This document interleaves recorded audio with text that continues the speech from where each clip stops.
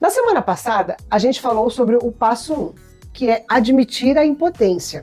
E esse passo para o dependente e para quem ama o dependente é o passo do chão. É quando você para de fingir que tem o controle e quando você reconhece que está num lugar que é maior do que você não consegue sozinha. E aí vem a pergunta natural e necessária, quase que inevitável. Exatamente que o passo 2 responde. O passo 2 diz: viemos a acreditar que um poder superior a nós mesmos poderia devolver-nos a sanidade. E esse passo dos 12 é talvez o que mais divide as pessoas, porque ele fala de espiritualidade. E a espiritualidade é um território onde cada pessoa traz a sua história, traz a sua dor com Deus, a sua fé, a sua raiva e a sua saudade do sagrado, e também o afastamento e logo o seu retorno. Hoje a gente vai falar sobre o que foi acreditar em algo maior para o Júnior, que está do lado do fundo da dependência química, e para mim, que estava no fundo de uma codependência. E eu já aviso, os dois caminhos, eles foram completamente diferentes e ao mesmo tempo chegaram no mesmo lugar. Júnior, eu vou deixar você começar hoje, porque o seu lado desse passo é o que mais assusta quem está de fora e é o mais necessário de ouvir. Pode deixar. Eu vou ser honesto sobre como eu chegava em Deus antes da recuperação. Eu chegava quando precisava, quando a situação ficava insustentável, quando eu tinha feito algo que eu mesmo não conseguia olhar. Aí eu orava, prometia, chorava, pedia perdão. E depois de um tempo, às vezes dias, às vezes semanas, eu voltava ao mesmo ciclo. E foi se repetindo isso tantas vezes que eu cheguei num ponto onde eu não sabia mais se acreditava em Deus, ou se só acreditava em mim, tentando acreditar em Deus. Sabe essa diferença? É como se a fé tivesse virado mais um recurso que eu tentava usar para resolver o problema. Como qualquer outra coisa que eu tentei. Força de vontade, promessa, afastamento de pessoas que usavam, mudar de cidade, eu tentei de tudo, inclusive a fé do jeito que eu estava usando. O passo 2 me pediu uma coisa diferente. Não me pediu que eu usasse Deus, me pediu que eu soltasse para Deus. E essa diferença, usar versus soltar, foi a maior diferença da minha vida. Usar Deus é dizer, me ajuda a resolver isso, me dá força para parar, me livra desse vício. Soltar para Deus é dizer, eu não consigo. Eu tentei tudo que estava na minha mão. Eu não tenho mais nada. Pode ser o que você quiser com isso. A segunda oração parece mais fraca, mas ela é a mais poderosa que eu já fiz na minha vida. Porque na primeira, eu ainda estava no comando. Eu estava pedindo que Deus servisse ao meu plano. Na segunda, eu abri mão do plano. Eu admiti que o meu plano não estava funcionando. E foi aí, nesse momento de rendição total, não de força, mas de rendição, que algo mudou. Não dramaticamente, não com a luz e trovão, mas mudou. Foi como se, quando eu parei de segurar, houvesse algo segurando. E isso não foi suficiente para resolver tudo de uma vez, mas para eu dar o próximo passo. E depois o próximo passo. E depois o próximo. E você, Elisa? Porque eu sei que a sua relação com Deus nessa época não era simples. Realmente não era.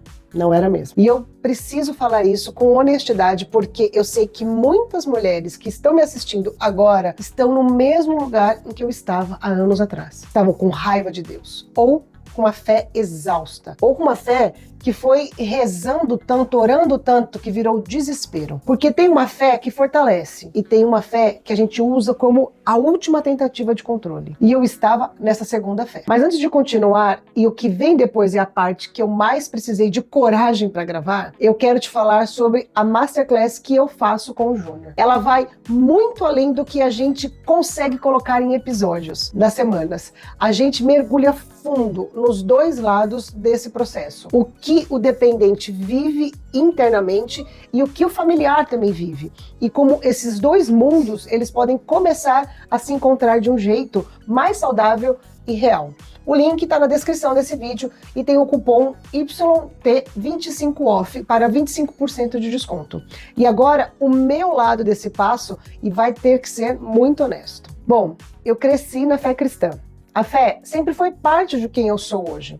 E quando o vício entrou no nosso casamento, a primeira coisa que eu fiz foi orar. E eu orei muito, com uma intensidade que poucas coisas na minha vida conheceram. Eu orei de madrugada, eu orei chorando no banheiro, eu orei com a torneira aberta para que ninguém pudesse ouvir. eu orei com raiva, eu orei com desespero. E durante muito tempo eu confundi a intensidade da minha oração com a profundidade da minha fé. Mas tem uma coisa que eu fui percebendo muito lentamente, que doeu mais do que qualquer coisa que o vício trouxe para dentro da minha casa. Eu não estava orando pela vontade de Deus, eu estava orando pela minha vontade. Eu estava orando para que Deus fizesse ele parar, para que Deus usasse essa situação do jeito que eu precisava que fosse usada, para que Deus me devolvesse o marido que eu queria ter. E quando ele não parava, quando a oração não era respondida, eu concluía uma das duas coisas. Ou eu não tinha orado o suficiente, ou Deus tinha me abandonado. E nenhuma das duas era uma verdade absoluta, mas das duas me destruíram do mesmo jeito. O passo 2 para mim não foi fácil. Porque acreditar em algo maior, de verdade, não somente na teoria, significava soltar o resultado das minhas mãos. Significava dizer, Deus, eu não sei o que você vai fazer nessa situação. Eu não sei se ele vai se recuperar. Eu não sei como isso vai terminar. Eu vou continuar te servindo do mesmo jeito. Isso é muito diferente de orar pedindo um resultado imediato. Isso é confiar sem saber o resultado final. E para uma mulher que passou anos tentando controlar este final, essa entrega foi a coisa mais assustadora que eu já enfrentei. Porque o controle, mesmo que ilusório, dava para mim uma sensação de segurança. A entrega tirou essa segurança. E por um tempo eu fiquei no ar, sem saber o que fazer, sem o controle, sem a certeza do resultado e sem o chão que eu tinha construído. E foi nesse lugar, no ar, que eu finalmente encontrei algo que não era meu, algo que não dependia de mim, algo que estava lá antes de eu começar a tentar controlar e que continuava lá depois. E aí eu entendi o que o segundo passo estava me pedindo. Não era pedir força para aguentar, era pedir sabedoria para soltar. Mas não usar Deus como ferramenta do meu plano, era confiar que Ele tinha um plano que eu não conseguia enxergar por inteiro. E comecei a pedir para que eu mudasse. E algo novo começou a se mover. Eu percebi, não imediatamente, que a sua oração mudou, a energia dentro de casa mudou. Eu não sei explicar de outra forma. Algo ficou diferente. Porque quando você para de pedir que Deus mude o outro e começa a pedir que Ele mude a você mesma, a oração finalmente tem algo concreto para trabalhar. Eu quero deixar com você que está me assistindo uma ideia que levou muito tempo para chegar em mim. Existe uma fé que grita, uma fé que exige, uma fé que faz promessa atrás de promessa e cobra resultado, que usa Deus como uma última tentativa depois de que tudo falhou.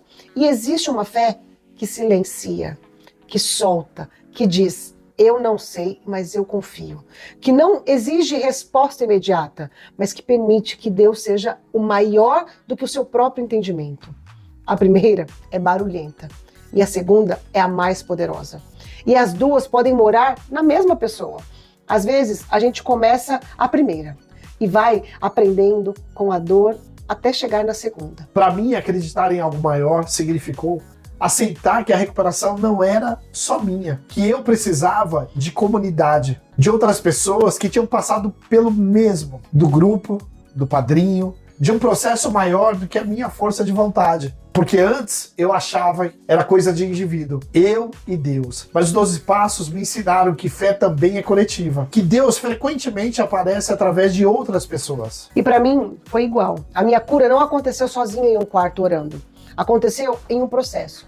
Em terapia, em comunidade, em conversas que eu nunca teria tido se eu continuasse fingindo que estava tudo bem. Acreditar em algo maior não é só uma crença espiritual, é uma postura prática, é admitir que você precisa de ajuda além de você mesmo. Esse é o passo 2.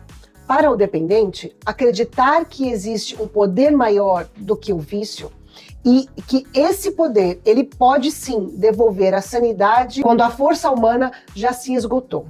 E para a família, acreditar que existe algo maior do que o seu controle, que você pode soltar e o resultado sem soltar a sua fé, que a oração mais honesta não é muda ele, e sim muda eu. Na semana que vem, a gente fala sobre o passo 3, que é a entrega. E se o passo 2 é acreditar, o passo 3 é agir a parte dessa crença. E ele é o mais difícil dos 3 primeiros passos e o mais libertador. Se esse episódio tocou em algo na sua fé, ou na sua raiva de Deus, que também é uma forma de fé, me conta nos comentários. Eu leio e eu entendo os dois lados. E se tem alguém na sua vida que precisa ouvir essa conversa, alguém que está num ponto onde a fé parece não funcionar mais, compartilhe esse vídeo. Porque às vezes ouvir de quem viveu muda o que nenhum sermão consegue mudar. E o próximo passo concreto está aqui na tela agora. A aula gratuita Como Lidar com o Dependente Compulsivo. É por onde você pode começar se ainda está no comecinho de tudo isso. Eu te vejo na semana que vem no passo 3.